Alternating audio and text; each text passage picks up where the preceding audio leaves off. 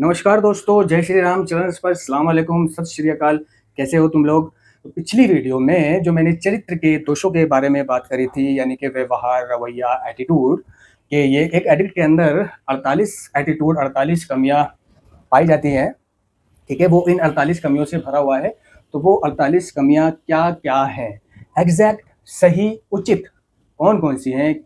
मतलब उनके words meaning तो गलत नहीं है, उनकी स्पेलिंग तो गलत नहीं है, उन्हें बोला तो गलत नहीं जाता। ठीक है। और रही बात, देखो, एटीट्यूड। ठीक है, तो एटीट्यूड लफ्ज कईयों ने सुना होगा, रील्स में, वीडियोस में, फेसबुक पर, इंस्टाग्राम पर, यूट्यूब शॉर्ट में, कहीं पर भी, कि यार लड़के में बहुत एटीट्यूड है, यार बहुत एटीट्यूड दिखा रही है। इतना एटीट्यूड कहाँ से आता है तुम्हारे अंदर? ठीक है, तो यानी कि जब वो ऐसा कह रहा है कि भाई इसमें बहुत एटीट्यूड है, बहुत एटीट्यूड दिखाती है, यानी कि क्या समझ आ रहा है कि इसमें बहुत घमंड है, बहुत घमंड दिखा रही है। ठीक है ना, इसका एटीट्यूड कम करवाओ, यानी कि इसका घमंड कम करो। ठीक है, तो हम क्या है, एटीट्यूड को घमंड मान रहे हैं, एटीट्यूड को टशन मांग रहे हैं। साले में बड़ा एटीट्यूड है, बड़े टशन दिखा रहा है, बहुत एटीट्यूड दिखा रहा है, टशन मांग रहा है। ठीक है, और अंदाज उसका अगर हट के अंदाज है, साला बहुत एटीट्यूड दिखाता है ना, सिगरेट पी के बात करता है। तो एटीट्यूड माने घमंड नहीं होता, एटीट्यूड माने अंदाज नहीं होता। ठीक है, ये तो हम समझ लेते हैं कि बहुत एटीट्यूड है मतलब बहुत घमंड है। एटीट्यूड का जो मीनिंग्स है वो होता है नजरिया, नजरिया या मनोवृत्ति, नजरिया या दृष्टिकोण, दृष्टिकोण। ठीक है, और इसके जो और अर्थ निकल के आते हैं नार्कोटिक्स एनोनिमस के कार्यक्रम में, वो है चरित्र के दोष। ठीक है, यानी कि कैरेक्टर डिफेक्ट। ठीक है, व्यवहार, भाई व्यवहार को बदलने के पीछे तो सब पड़ जाते हैं। ठीक है, व्यवहार का मतलब होता है जैसे कि चाल चलन, चाल चलन कर्म। कैरेक्टर का भी यही मतलब होता है कि चाल चलन, चरित्र, चरित्र उसका चाल चलन कैसा है। ठीक है ना, तो ये सब मिलते जुलते हैं। एटीट्यूड मीन्स होता है नजरिया, मनोवृत्ति, दृष्टिकोण, ना कि घमंड।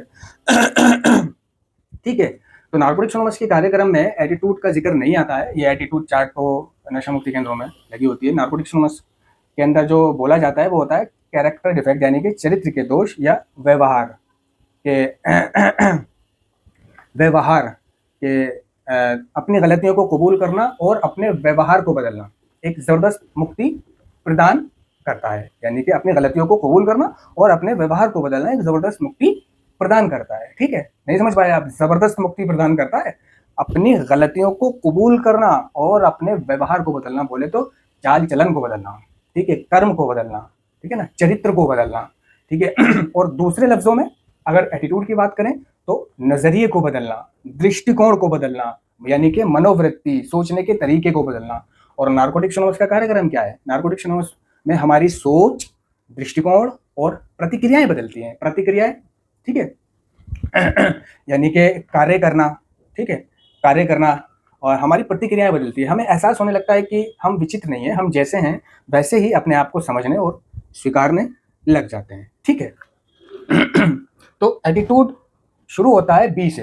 एटीट्यूड कई नशा मुक्ति केंद्रों में अगर आप लोगों ने देखा होगा तो ऐसे शुरू हो रहा है, बोले तो अब्यूज, अब्यूज सबसे ऊपर टॉप पर लिखा होगा, अब्यूज। ठीक है, यानी कि अभद्र भाषा का इस्तेमाल करना। ठीक है, गलत भाषा का प्रयोग करना या दुरुपयोग करना। ठीक है, तो वो जो अब्यूज है वो अब्यूज एटीट्यूड नहीं है। ठीक है ना, एटीट्यूड शुरू होता है बी से, बैक बाइटिंग। बैक बाइटिंग यानी कि चुगली करना, बैक बाइटिंग, चुगली करना, समझ लो ना। ठीक है, दूसरा आता है बीइंग अ स्किड। दूसरा आता है बीइंग अ स्किड, गंदगी पसंद। बोले तो ये नशेड़ी पर लागू करता है कि नशेड़ी हाँ गंदगी पसंद होता है या होता था। ठीक है, आज भी गंदगी पसंद है, जैसे कि सेक्स करने जाएगा कोठों पर, वहाँ गंदगी नहीं है लेकिन जा रहा है। ठीक है, और गंदी जगहों पे जा रहा है, गंदे काम कर रहा है। तो ज़रूरी नहीं है कि ये सिर्फ वो झाड़ू वाला कूड़ा करकट वाली गंदगी है, ये दिमाग में भरी हुई गंदगी भी लागू होती है कि गंदगी पसंद है ना। बीइंग ग्रेडी, लालची, लालची या लालच करना। ठीक है, या लालची जा रहा है, बीइंग ग्रीडी। नंबर 4 पर आता है बैटरे, विश्वासघात, धोखा देना। ठीक है, और नंबर 5 पे आता है बिक्रिंग। नंबर 5 पर आता है बिक्रिंग, बोले तो कलह, कहा सुनी, झगड़ा। नंबर 6 पर आता है ब्लेमिंग, जो आप लोगों ने बहुत सुना होगा, दोष लगाना, इल्जाम लगाना। यानी इल्जाम उर्दू का वर्ड है और दोष हिंदी का वर्ड है। ब्लेमिंग, दोष लगाना, ठीक है। वो नशेड़ी का क्या काम होता है कि वो हमेशा अपने नशे के लिए उसने लोगों को, जगहों को और चीजों को दोषी ठहराया। उसने अपने नशे के लिए लोगों को, जगहों को और चीजों को दोषी ठहराया, ठीक है।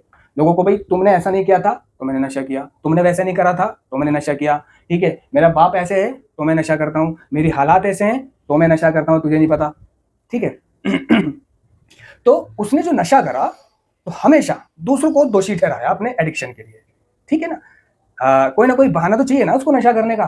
तुमने मेरी शादी नहीं करी, नशा करता हूँ, मेरी बीवी बहुत परेशान करती है, नशा करता हूँ, मेरी तलाक हो गई, नशा कर लिया, तुमने गाड़ी नहीं दिलाई, नशा कर लिया। तो उसको, नशेड़ी को नशा करने के बहाने चाहिए, ठीक है। और एक रिकवरिंग एडिक्ट को, रिकवरिंग एडिक्ट के पास भी नशा करने के बहुत बहाने हैं, लेकिन वो फिर भी नशा नहीं करता। वही तो सफलता है, वही तो रिकवरी है, वही तो कामयाबी है। तो उसने हमेशा अपने एडिक्शन के लिए लोगों को, जगहों को और चीजों को दोषी ठहराया। लेकिन कार्यक्रम कहता है नारकोटिक्स एनोनिमस का कि आज हम अपनी रिकवरी के लिए लोगों को, जगहों को या चीजों को दोषी नहीं ठहरा सकते। हमें अपनी समस्या और भावना का सामना तो करना ही पड़ेगा।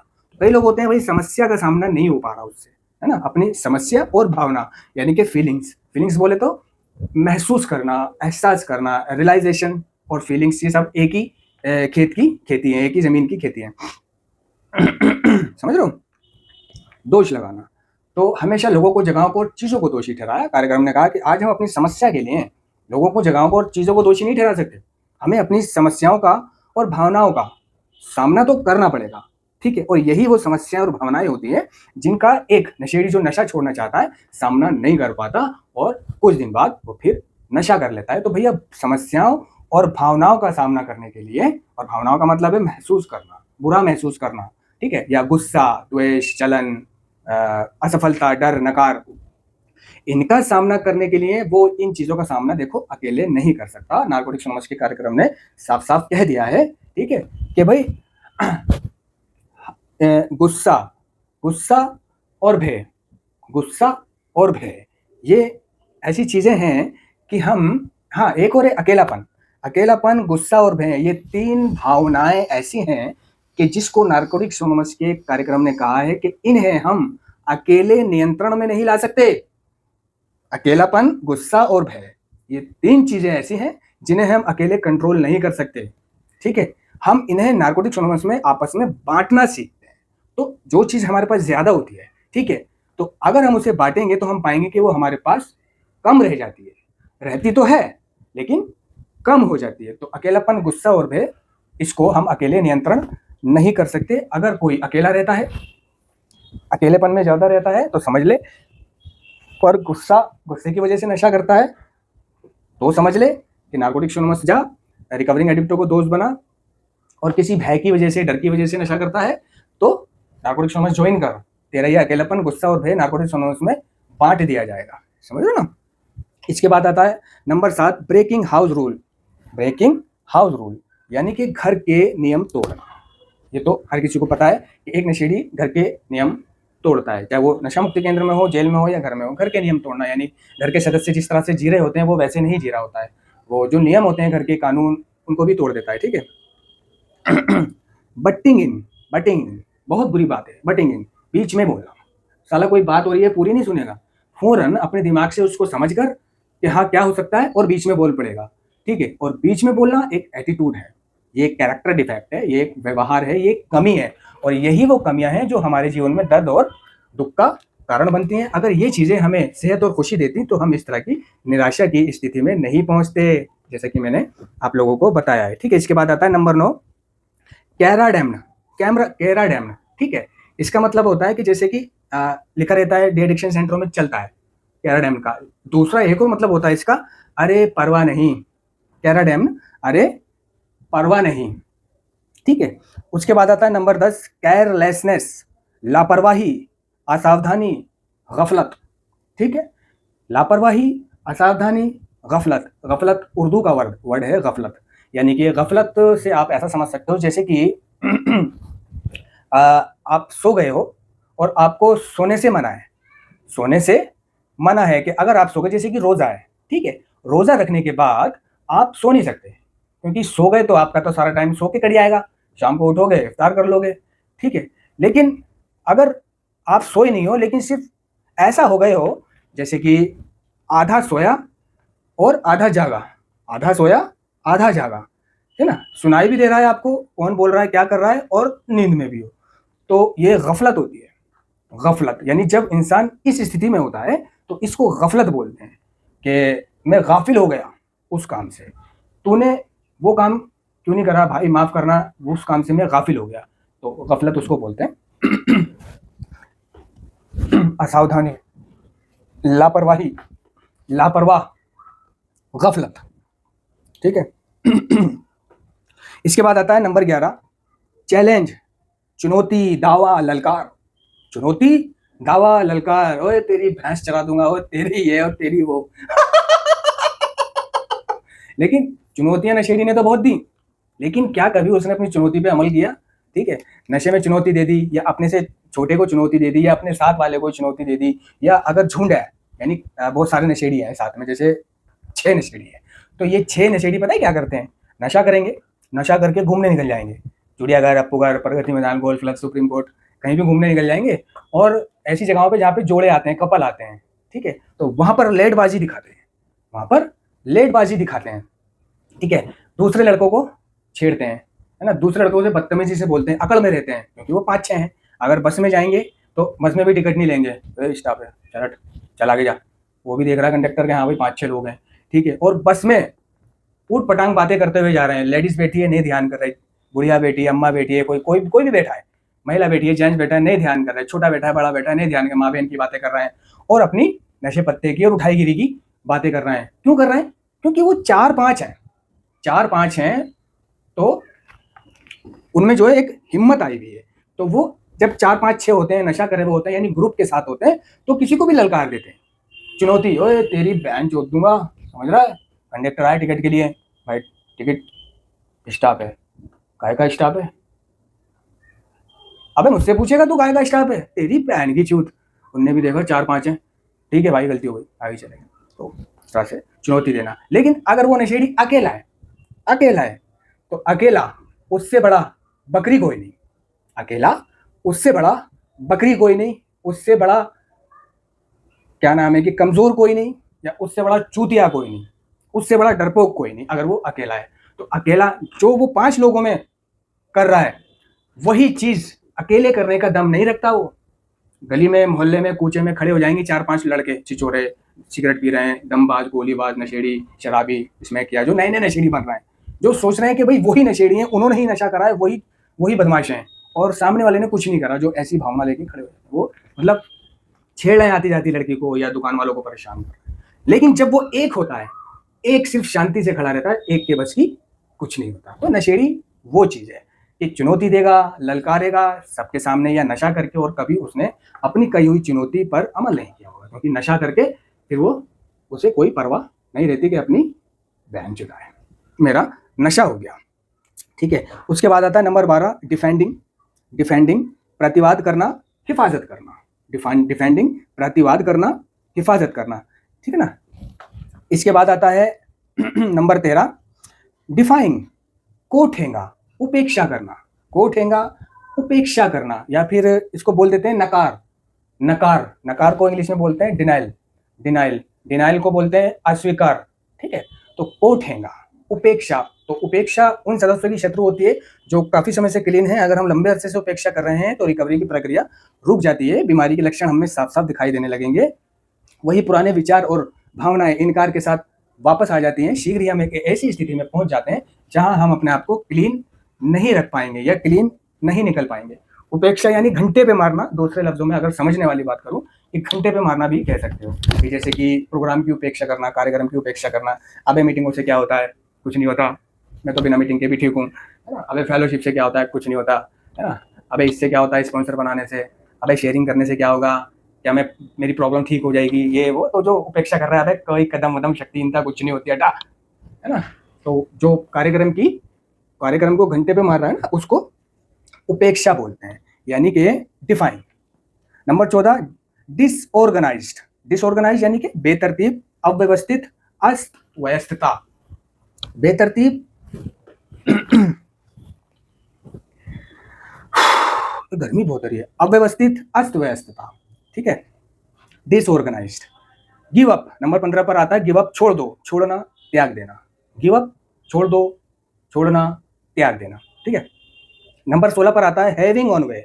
इसका मतलब होता है कि स्वयं की मर्जी से चलना या स्वयं का तरीका, ठीक है, या फिर दूसरे लफ्जों में इसको यूं कह सकते हो कि मनमानी, मनमानी, हैविंग ऑन वे। तो हैविंग ऑन वे का अर्थ उसके सामने जो लिखा रहता है नशा मुक्ति केंद्र पर जो टंगा होता है एटीट्यूड, उसके में लिखा रहता है मनमानी, लेकिन हम इसको कई तरीकों से पुकार सकते हैं कि स्वयं का तरीका, अपनी मर्जी से चलना या मनमानी करना, ठीक है। Number 17 hindrance in treatment, hindrance in treatment, ठीक है, बोले तो उपचार में बाधा, इलाज में बाधा। तो ये लिखा होता है नशा मुक्ति केंद्र में जो एटीट्यूड चार्ट लिखा होता है उसमें हिंड्रेंस इन ट्रीटमेंट की जगह, ठीक है, ब्लॉक इन मेडिकेशन लिखा होता है। समझ रहे हो? आपने भी देखा होगा जो भी मेरी वीडियो देख रहे हैं कि ब्लॉक इन मेडिकेशन, तो ब्लॉक इन मेडिकेशन जो है ना वो गलत है, वो एटीट्यूड नहीं है।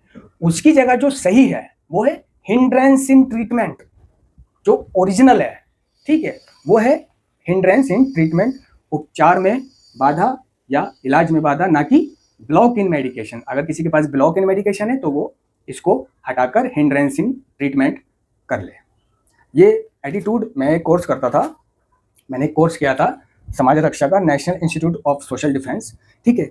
ये वहाँ लास्ट में मुझे एक किताब मिली थी और सर्टिफिकेट मिला था, ठीक है। उस किताब में मेरा फोटो है बाकी सब लोगों के साथ। उस वक्त मेरे पास फ़ोन नहीं हुआ करता था टच वाला, और बटन वाला हुआ करता था, इसलिए मेरे पास मतलब वहाँ की कोई फ़ोटो वगैरह नहीं है और ना ही इतनी मेरी रिकवरी थी, ठीक है।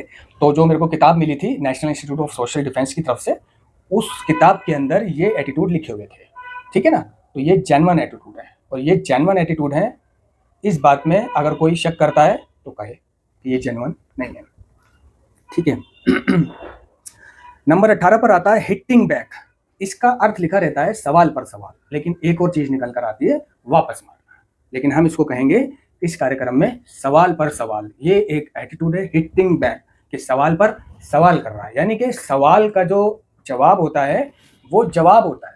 लेकिन अगर आप एडिक्ट से कोई सवाल कर रहे हो तो उसका जवाब देने के बजाय वो उल्टा आपसे सवाल कर रहा है, ठीक है। भाई कहाँ रहता है तू, ठीक है, तू कहाँ रहता है, उदाहरण के तौर पर। तो ये सवाल का जवाब नहीं हुआ, ये सवाल हुआ, ठीक है। सवाल पर सवाल है ना, या सवाल पर सवाल करे जा रहा है, इस तरह की चीजें।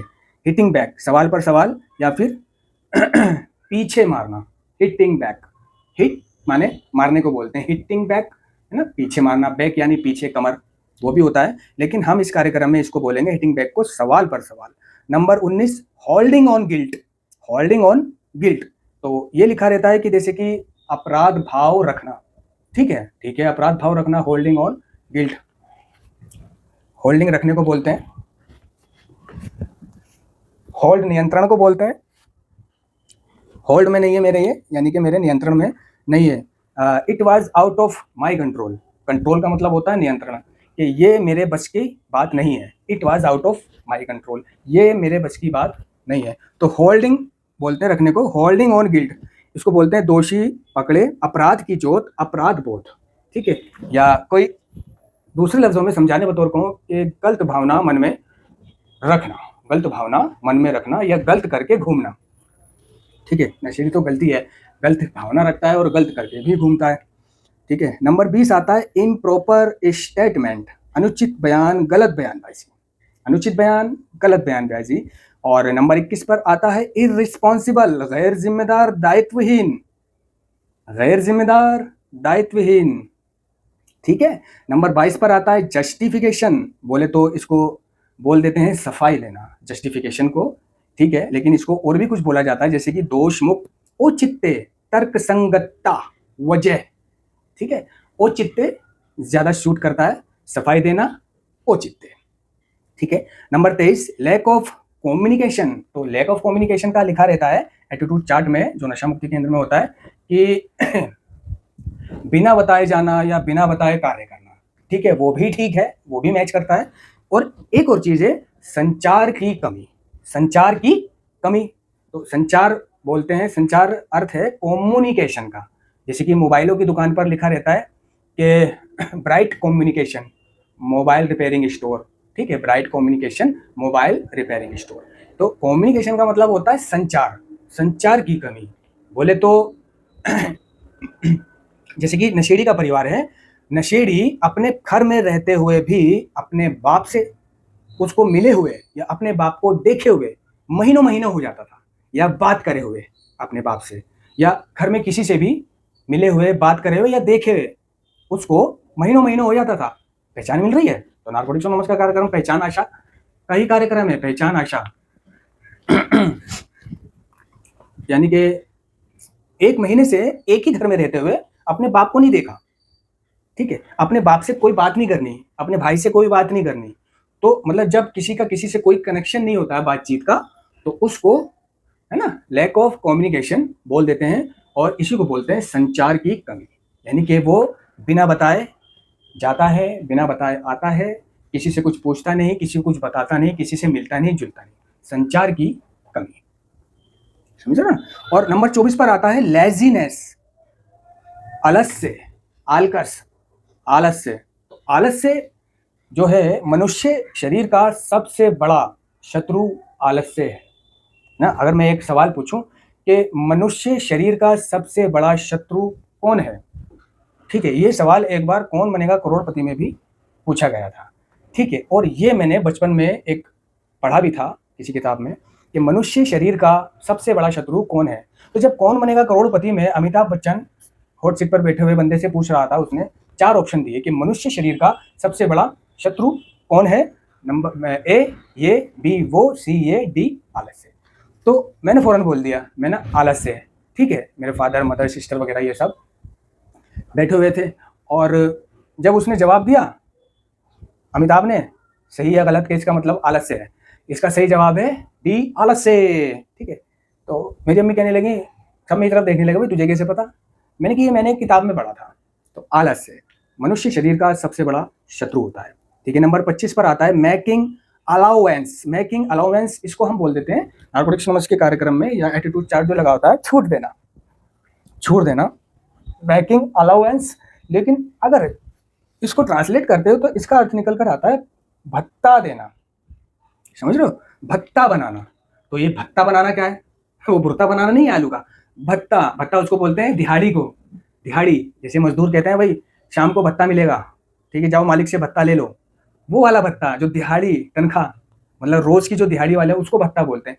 भत्ता बनाना, मैकिंग बोलते हैं बनाने को, मैकिंग अलाउंस माने भत्ता, भत्ता बनाना, यानी कि कुछ ऐसा कर देना कि पैसे बना लेना या अपने नशे का जुगाड़ कर लेना, उसको बोल देते हैं। लेकिन इसको हम इस कार्यक्रम में एटीट्यूड के लाइन में नजरिए से देखें तो इसको हम बोल देते हैं छूट देना या छूट।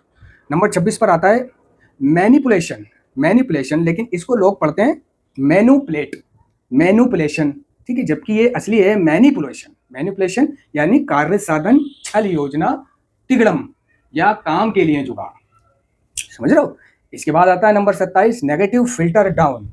इसका अर्थ होता है गलत प्रेरणा देना, यानी किसी को गलत समझाना, जानबूझकर गलत राह पर डालना, जानबूझकर उसको, मतलब अगर जैसे कि कोई जुआरी है और उसका कोई दोस्त बन जाए तो वो ये चाहेगा ये मेरे साथ रहे, ये मेरे साथ रहे। तो अगर वो कह रहा है कि यार मेरे को यार वो भाई बुला रहा है, तो उसको गलत प्रेरणा दे रहा है, अबे वहां मत जा, वो लड़का ठीक नहीं है, ये है वो है, ताकि वो उसके साथ रहे। या अगर वो किसी ऐसे व्यक्ति की बात कर रहा है जिससे सामने वाले की दुश्मनी है, 36 का आंकड़ा है, तो वो उसे उसके साथ रहने से भी मना करेगा, उसे उसके साथ रहने से भी मना करेगा, क्योंकि उससे उसकी दुश्मनी है, इसलिए वो नहीं चाहता कि ये मेरे दुश्मन के साथ रहे। तो इस तरह से भी गलत प्रेरणा देने वाले बहुत हैं, आज भी बहुत हैं गलत प्रेरणा देने वाले, ठीक है। एक व्यक्ति मेरे साथ रहता है, ठीक है, मेरे साथ टाइम स्पेंड करता है ना, व्यतीत करता है, समय व्यतीत, ठीक है। उसको किसी ने मेरे साथ देख लिया, अब क्या है, मेरे पीठ पीछे वो उस व्यक्ति से बोल रहा है, मेरी बुराई कर रहा है, मानो कि वो मेरी बुराई कर रहा है कि वो तो ऐसा है, वो तो वैसा है, तू उसके साथ मत रहा कर, ये वो, मतलब मेरी अगर उससे दुश्मनी है तो मैं दूसरे को भी उसके साथ नहीं देख सकता, उसको भी काटूंगा कि तू भी उसके साथ मत रहे, वो ऐसा है, वो वैसा है। तो गलत प्रेरणा देना, negative filter down. Number 28 negative support. Negative support, support का मतलब होता है समर्थन, ठीक है, और नेगेटिव का मतलब होता है नकारात्मक, यानी कि नकारात्मक समर्थन। इसके बाद आता है 29 नेगेटिव कॉन्टेक्ट। बोले तो नकारात्मक संपर्क, कॉन्टेक्ट माने संपर्क। इसके बाद आता है नंबर 30 नॉट फॉलोइंग डायरेक्शन। ये तो सभी ने सुना होगा, है ना, नॉट फॉलोइंग डायरेक्शन। भाई इसने मेरी एनएफडी करी थी एनएफडी करेगा तू, तेरी बैच की, है ना। एनएफडी ये वर्ड जिसने नशा मुक्ति केंद्र काटा है सबने सुना होगा। तो इस एनएफडी का मतलब होता है नॉट फॉलोइंग डायरेक्शन। ये एनएफडी से दो एटीट्यूड हैं, समझ रहे हो ना। एक तो नॉट फॉलोइंग डायरेक्शन है और एक और आता है जो आपको आगे पता चलेगा, जिसकी शुरुआती 3 वर्ड भी एनएफडी ही है, ठीक है। एनएफडी एनएफडी का मतलब होता है दिशा का पालन नहीं करते हुए या कहना ना मानना। इसने मेरा कहना नहीं माना, ठीक है। नंबर 31 ऑफेंडिंग, इसको बोलते हैं हमलावर, नुकसान पहुंचाना, अप्रसन्न करना, अपमान करना, ठीक है। नंबर 32 पर आते हैं प्रोक्रास्टिनेशन। प्रोक्रास्टिनेशन इसको लोग पढ़ते हैं प्रोकास्टिनेशन, प्रोकास्ट, इसमें डबल आर आ रहा है। प्रोक्रास्टिनेशन, टाल मटोल, काम को टालना, टाल मटोल काम को टालना। और काम को टालने का एक उदाहरण इस प्रकार है कि अगर हम जो काम आज कर सकते हैं अगर हम उसे कल पे टाल रहे हैं तो यकीन करो कि हम उसे कभी नहीं कर पाएंगे, ठीक है ना। किसी ने कहा है ना कि कल करो सो आज, आज करो सो अब करो सो अभी, वरना तुम कभी नहीं करोगे इसको। तो जिस काम को आप आज कर सकते हो उसे कल पर छोड़ना बेवकूफ़ी है। उसका दूसरा मतलब निकल कर आता है कि आप उसे कभी नहीं कर पाओगे अगर जिस काम को आज कर सकते हो और आज नहीं कर रहे हो। नशा छोड़ना है, नशा छोड़ना है तो जैसे ही आज और अभी से नशा छोड़ो। नशा कभी भी कल से नहीं छूटता। कभी भी मेरी बात को लिख लेना कि नशा, नशेड़ी का नशा कभी भी कल से नहीं छूटता। रोज ये ठान कर सोता है कि सुबह से नशा नहीं करूँगा, कल से नशा नहीं करूँगा, ठीक है, लेकिन वो उसकी कल कभी नहीं आई। अगर जिन लोगों ने नशा छोड़ा तो तुरंत एक्शन करने वालों ने नशा छोड़ा है। Action is the magic word, action is the magic word, ठीक है। प्रोक्रास्टिनेशन, टाल मटोल, ठीक है। Number 33 pushing a stripe. ये कई नशा मुक्ति केंद्रों में लिखा रहता है। पुशिंग अ स्ट्राइप का मतलब pushing a trip, pushing a trip. तो पुशिंग अ ट्रिप गलत है, पुशिंग अ ट्रिप गलत है। ओरिजिनल जो है पुशिंग अ स्ट्राइप है। क्या है? Pushing a stripe. इसका अर्थ निकल के आता है ओहदे का गलत इस्तेमाल करना, या फिर इसको अगर ट्रांसलेट करोगे तो पट्टी को धकेलना, ठीक है। और भी निकल कर आता है इसका पट्टी को धकेलना, पुशिंग अ स्ट्राइप, पुशिंग धकेलने को बोलते हैं। लेकिन नागरिक समाज के कार्यक्रम में या एटीट्यूड के नजरिए से देखा जाए तो इसको हम बोल देते हैं ओहदे का गलत इस्तेमाल करना या पद का दुरुपयोग करना, ठीक है। नंबर 34 रिएक्ट, बोले तो प्रतिक्रिया, फिर करना, पलटाना, रिएक्ट। और लोग रिएक्ट को पता है क्या समझते हैं कि भाई मुझे रिएक्ट कर रहा था, यानी कि रिएक्ट को उन्होंने समझ रखा है गुस्सा करना, समझ रहे हो। रिएक्ट को कई लोग गुस्सा समझते हैं, ओए रिएक्ट मत कर भाई, ये रिएक्ट कर रहा था।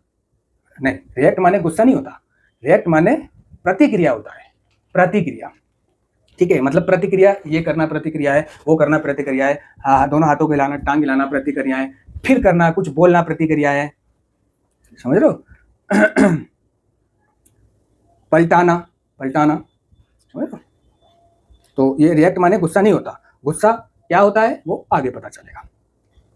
रिजेंटमेंट, लोग इसको पढ़ते हैं रिजायरमेंट, ये रिजायरमेंट नहीं है, ये रिजेंटमेंट है। बोले तो क्रोध, नाराजगी, नाखुश, असंतोष। तो क्या है ये? रिसेंटमेंट, ना कि रिजायरमेंट, ठीक है। नंबर 36 आता है सेटिंग अप। सेटिंग अप बोल देते ना, भाई इसने मेरे को सेटअप करा, भाई इसने मेरे को सेटअप करा। तो सेटिंग अप को बोलते हैं जैसे कि गुस्सा दिलाना, इसका अर्थ लिखा रहता है गुस्सा दिलाना, ठीक है। गुस्सा दिलाना एक तरह से इसका अर्थ होता है, लेकिन और जो होते हैं वो होता है कि स्थापना या ढांचा खड़ा करना, ढांचा खड़ा करना की स्थापना, ठीक है ना। बोलते हैं ना सेटिंग, मोबाइल में जो सेटिंग होती है वो बिगड़ी हुई होती है, उसे हम ठीक करते हैं की स्थापना, या कोई जैसे संस्था खोल रहे हैं या कोई घर बना रहे हैं तो उसकी हम नींव रख रहे हैं, स्थापना, ढांचा खड़ा करना, वो एक स्थापना होती है ना। पहली ईंट रखना तो उस संस्था की स्थापना करना, ठीक है। और नंबर 37 पर आता है शूटिंग अ कर्व। इसको बोलते हैं शूटिंग अ कर्व। हम इसको नार्कोटिक समझ के कार्यक्रम में एटीट्यूड के नजरिए से, चार्ट के नजरिए से बोलते हैं शूटिंग अ कर्व, सीधी पहुंच करना, सीधी पहुंच करना। यानी कि सीधी पहुंच करना कि भाई जैसे कि पेशेंट को अगर कोई शिकायत करनी है तो वो चीफ से करे, चीफ स्टाफ से करेगा, स्टाफ काउंसलर को बोलेगा, काउंसलर डायरेक्टर को बोलेगा, फिर डायरेक्टर उसका रिप्लाई काउंसलर को देगा, काउंसलर उसका रिप्लाई स्टाफ को देगा, स्टाफ उसका रिप्लाई चीफ को देगा, और चीफ उसका रिप्लाई उस पेशेंट को देगा जिसने वो शिकायत करी है। तो शूटिंग अ कर्व, सीधी पहुंच, यानी कि चीफ से नहीं बोला, स्टाफ से नहीं बोला, काउंसलर से नहीं बोला, जैसे ही डायरेक्टर को देखा तो सीधा डायरेक्टर से भाई एक बात करनी थी, 1 to 1 करनी थी। तो इसको बोलते हैं शूटिंग अ कर्व। कर्व बोलते हैं, कर्व बोलते हैं टेढ़े मेढ़े को, घुमाव को, घुमाव को, घूम को, घुमाने को, मोड़ने को। यानी कि सीधा ना जाकर तो टेढ़ा मेढ़ा ना जाकर या घूम के ना जाकर सीधा चला गया, उछल के चला गया, मानो जैसे ऐसे रास्ता है तो ऐसे ना जाकर वो सीधा छलांग मारकर वहां पहुंच गया। तो कर्व का मतलब मोड़ना, घूम होता है, या घुमाव, जैसे इसको बोल देते हैं कि घुमाव नहीं करना, सीधा पहुंच जाना, shooting a curve. Number 38 shrinking responsibility. Shrinking responsibility, shrinking बोलते हैं कपड़े के सिकुड़ जाने को, श्रिंकिंग बोलते हैं कपड़े के सिकुड़ जाने को। जो कपड़ा सिकुड़ जाता है, छोटा हो जाता है, तो इसको हम बोलते हैं यार श्रिंक हो गया, मेरी शर्ट श्रिंक हो गई, सिकुड़ गया, पहले इतना था अब देखता हूँ धुलने के बाद तो इतना हो गया है, तो हम इसको कहेंगे सिकुड़ जिम्मेदारी, यानी कि जिम्मेदारी से सिकुड़ रहा है, बोले तो दूसरे अर्थों में जिम्मेदारी से भागना, सिकुड़ जिम्मेदारी, श्रिंकिंग रेस्पॉन्सिबिलिटी। नंबर 39 आता है slay and sneaky. Slay and sneaky, इसका अर्थ निकल कर आता है चोरी चोरी, चोरी चोरी, एकांत में किया हुआ, एकांत में किया हुआ, चोरी चोरी, यानी जो काम हम एकांत में कर रहे हैं वो चोरी चोरी हुआ ना, कोई देख ना ले, है ना, कोई आ तो नहीं रहा वो। Number 40 smart answer. Smart answer यानी कि होशियार जवाब, चतुर जवाब, या फिर इसको लिख देते हैं सियाना जवाब, सियाना जवाब, चतुर जवाब, होशियार जवाब, क्योंकि होशियार चतुर को बोलते हैं ना, चालाक लोमड़ी। नंबर 41 आता है स्टेलिंग। स्टेलिंग यानी कि चोरी, चोरी या चोरी कर्म या चोरी करना, स्टेलिंग। अगर मैं बोलूँ स्टेलिंग फॉर स्लीप तो नींद चुराना, ठीक है। अगर मैं बोलूँ स्टेलिंग लव, प्यार चुराना, इस तरह। तो यानी कि चोरी करने को स्टेलिंग बोलते हैं। स्टेलिंग के आगे लव लगा दो तो प्यार चुराना, स्टेलिंग फॉर स्लीप तो नींद चुराना, तो नींद तो चुराई रखी होती है उसने, चिड़ी ने। नंबर 42, बस ज़्यादा दूर नहीं है, 42 फिर 48, 43, 44, 45, 46, 47, 48। स्टब बर्न, स्टम्प पर बोलते हैं जिद्दी, अड़ियल, हठी, ठीक है। और इसके बाद आता है नंबर 43 टेकिंग फॉर ग्रांटेड। तो इसका अर्थ लिखा रहता है टेकिंग फॉर ग्रांटेड का उस कैरेक्टर में, उस लिस्ट में, एटीट्यूड चार्ट में दूसरों पर हक जताना, ठीक है। एक तरह से इसको दूसरों पर हक जताना बोलते हैं, लेकिन अगर इसको ट्रांसलेट करते हैं तो इसका मतलब निकल कर आता है अंदाजा लगाना, अंदाजा लगाना और मानकर चलना, दूसरों पर हक जताना, लेकिन हम इसको दूसरों पर हक जताना कहेंगे, taking for granted. Number 44 taking lightly. तो टेकिंग लाइटली किसने नहीं सुना, हल्केपन से लेना, हल्के से लेना, धीमे से लेना, आहिस्ता से लेना, ये होता है इसका। फिर आता है नंबर 45 टेलिंग अ लाई, झूठ बोलना, टेलिंग अ लाई, झूठ बोलना। फिर आता है नंबर 46 थ्रेटनिंग, थ्रेटनिंग, धमकी, धमकाने वाला, डराने वाला, धमकी, धमकी देना, धमकाने वाला, डराने वाला, लेकिन इसका जो चार्ट में लिखा रहता है वो लिखा रहता है थ्रेटनिंग का धमकी देना, ओए तेरी बहन चोदवा, है ना, बुरा नहीं मानना, गाली निकल रही है मेरे मुंह से, ठीक है। नंबर 46। नंबर 47 पर आता है to come out of confrontation, to come out of confrontation, to come out of confrontation, ठीक है। इसका अर्थ है टकराव से बाहर आने के लिए, to come out of confrontation, ठीक है। और इसका अर्थ लिखा रहता है एटीट्यूड चार्ट में कन्फ्रंट, करना, कन्फर्ट करना, लेकिन इसका अर्थ है टकराव से बाहर आने के लिए। तो बसूड़ी हो गई, कुछ हो गया तो वो उससे बाहर आने की कोशिश करना, ठीक है। दूसरा फंस जाए मैं निकल जाऊँ, या कुछ भी झूठ बोल के कुछ भी करके बाहर आने के लिए, टकराव से बाहर आने के लिए। इसका उदाहरण ऐसे ले सकते हो कि जैसे कि यूजिंग में जब हम नशा करते थे और कोई हमें समझाता था, जब भी मिल जाता था, जब भी वो रास्ते में खड़ा करके साइड में और हमें समझाने बैठ जाता था, ठीक है, तो क्या है, हमें उसकी सुननी भी पड़ती थी। बड़ा है, पड़ोसी है, जानने वाला, रिश्तेदार है, चाचा है, ताऊ है, सुननी भी पड़ती थी, लेकिन अंदर ही अंदर उसको गालियां भी दे रहे होते थे। अबे जल्दी जाना, टूटन हो रही है, कब जाएगा, कितना समझाएगा, समझा तो लिया। ठीक है। तो ऐसा व्यक्ति जब हमें दोबारा मिल जाता है, तो हमें जैसे दूर से दिखाई देगा कि भाई वो आ रहा है, तो हम क्या है, अपनी रास्ता बदल लेते हैं। अब इधर से तो वो आ रहा है, इधर से चल, चेप हो जाएगा। तो ये भी कह सकते हैं इसको कि टकराव से बाहर निकलने के लिए, ठीक है। इसके बाद आता है 48 ट्रिपिंग। ये सबसे लास्ट वाला एटीट्यूड है, ट्रिपिंग, जिसका कोई अर्थ नहीं मिला ट्रिपिंग का, लेकिन इसको हम बोल देते हैं मजाक करना। लेकिन अगर हम ट्रिपिंग ओवर बोलते हैं तो इसका मतलब निकलता है लड़खड़ाना। अगर हम ट्रिपिंग हजार्ड बोलते हैं तो इसका मतलब निकलता है ठोकर लगने का खतरा, ठीक है। अगर हम ट्रिपिंग आउट बोलते हैं तो बाहर यात्रा करना, तो बाहर यात्रा करना नहीं, ट्रिपिंग आउट, बाहर यात्रा करना। बाहर हो फूल बरसाओ, ठीक है, मेरा महबूब आया है। बाहर हो रागनी खाओ, मेरा महबूब आया है। और अगर हम इसको ट्रिपिंग ओवर बोलते हैं तो इसका अर्थ निकल कर आता है ठोकर खाकर गिरना। तो ये ट्रिपिंग का जो एग्जैक्ट वर्ड है वो कुछ नहीं है, लेकिन इसको हम मजाक करने में शुमार कर देते हैं। भाई ट्रिपिंग कर रहा था यार बाबा, मैं तो ट्रिपिंग कर रहा था, अफीम खा रहा था, ठीक है, नारकोटिक्स एनोनिमस की अफीम खा रहा था।